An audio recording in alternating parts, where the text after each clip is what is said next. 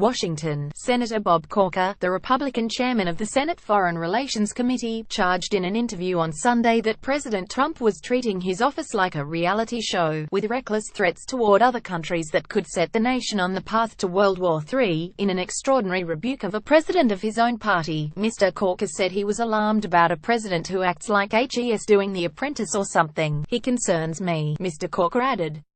"He would have to concern anyone who cares about our nation." Mr. Corker's comments capped a remarkable day of sulphurous insults between the president and the Tennessee senator, a powerful, if lame-duck, lawmaker, whose support will be critical to the president on tax reform and the fate of the Iran nuclear deal. It began on Sunday morning when Mr. Trump, posting on Twitter, accused Mr. Corker of deciding not to run for re-election because he didn't have the guts. Mr. Corker shot back in his own tweet, "It's a shame the White House has become an adult daycare center. Someone obviously missed their shift this morning." The senator, Mr. Trump said, had begged for his endorsement. "I said no and he dropped out, said he could not win without my endorsement," the president wrote. He also said that Mr. Corker had asked to be Secretary of State. "I said no thanks," he wrote. Mr. Corker flatly disputed that account, saying Mr. Trump had urged him to run again, and promised to endorse him if he did. But the exchange laid bare a deeper rift the senator views Mr. Trump has given to irresponsible outbursts, a political novice who has failed to make the transition from show business. Mr. Trump poses such an acute risk, the senator said, that a coterie of senior administration officials must protect him from his own instincts. "I know for a fact that every single day at the White House, it's a situation of trying to contain him," Mr. Corker said in a telephone interview. "The deeply personal back and forth will almost certainly rupture what had been a friendship with a fellow real estate developer turned elected official, one of the few genuine relationships Mr. Trump had developed on Capitol Hill." Still, even as he leveled his stinging accusations, Mr. Corker repeatedly said on Sunday that he liked Mr. Trump, until now an occasional golf partner, and wished him no harm. The White House did not respond to a request for comment on Mr. Corker's remarks. Mr. Trump's feud with Mr. Corker is particularly perilous given that the president has little margin for error as he tries to pass a landmark overhaul of the tax code, his best, and perhaps last, hope of producing a major legislative achievement this year. If Senate Democrats end up unified in opposition to the promised tax bill, Mr. Trump could lose the support of only 2 of the Senate's 52 Republicans to pass it. That is the same challenging math that Mr. Trump and Senate Republican leaders faced in their failed effort to repeal and replace the Affordable Care Act.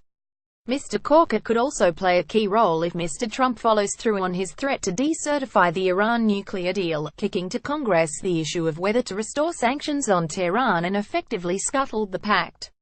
Republicans could hold off on sanctions but use the threat of them to force Iran back to the negotiating table, a strategy being advocated by Senator Tom Cotton, the Arkansas Republican.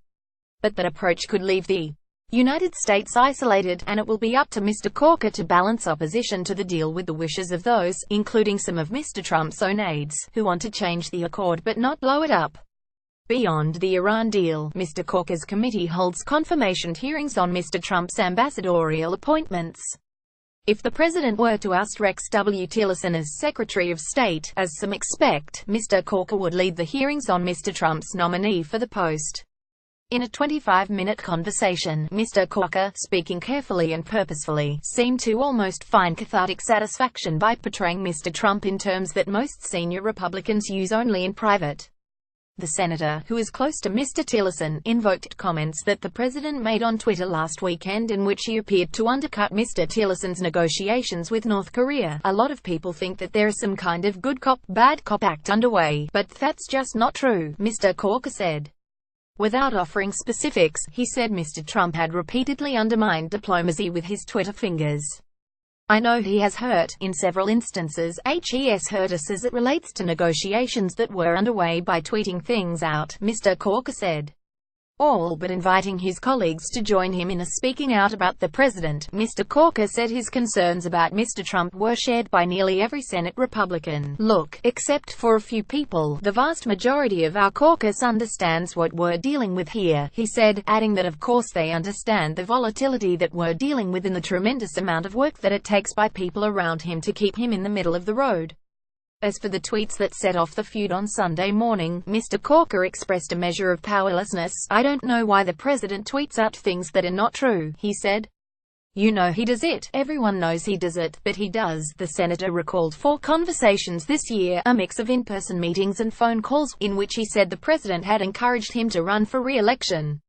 Mr. Trump, he said, repeatedly indicated he wanted to come to Tennessee for an early rally on Mr. Corker's behalf and even telephoned him last Monday to try to get him to reconsider his decision to retire. "When I told him that just wasn't in the cards, he said, 'You know, if you run, I'll endorse you.'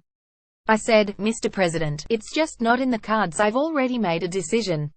So then we began talking about the other candidates that were running, one of the most prominent establishment-aligned Republicans, to develop a relationship with Mr. Trump." The senator said he did not regret standing with him during the campaign last year. "I would compliment him on things that he did well, and he'd criticize things that were inappropriate," he said.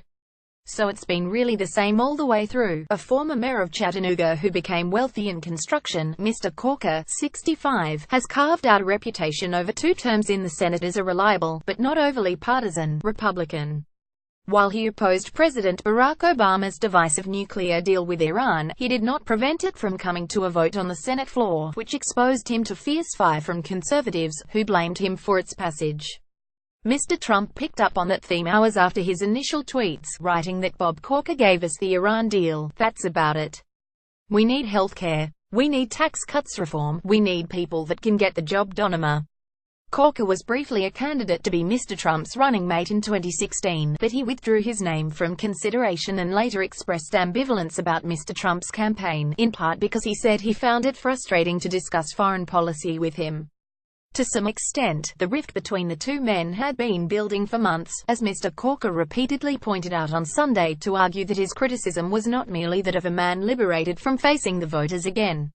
After a report last week that Mr. Tillerson had once referred to Mr. Trump as a moron, Mr. Corker told reporters that Mr. Tillerson was one of 3 officials helping to separate our country from chaos.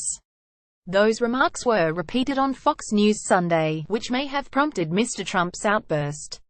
In August, after Mr. Trump's equivocal response to the deadly clashes in Charlottesville, VA, Mr. Corker told reporters that the president has not yet been able to demonstrate the stability nor some of the competence that he needs to demonstrate in order to be successful. He said on Sunday that he had made all those comments deliberately, aiming them at an audience of 1, plus those people who are closely working around with him, what I would call the good guys. He was referring to Mr. Tillerson, Defense Secretary Jim Mattis and the White House Chief of Staff, John F. Kelly. "As long as there are people like that around him who are able to talk him down when he gets spun up, you know, calm him down and continue to work with him before a decision gets made, I think we'll be fine," he said. Mr. Corker would not directly answer when asked whether he thought Mr. Trump was fit for the presidency. But he did say that the commander-in-chief was not fully aware of the power of his office. "I don't think he appreciates that when the President of the United States speaks and says the things that he does, the impact that it has around the world, especially in the region that helps addressing," he said. "And so, yeah, it's concerning to me." Maggie Haberman contributed reporting from New York, and Thomas Kaplan and Noah Weiland from Washington. A version of this article appears in print on October 9, 2017, on page A1 of the New York edition with the headline "GOP Senator Rebukes Trump Over Reality Show Behavior."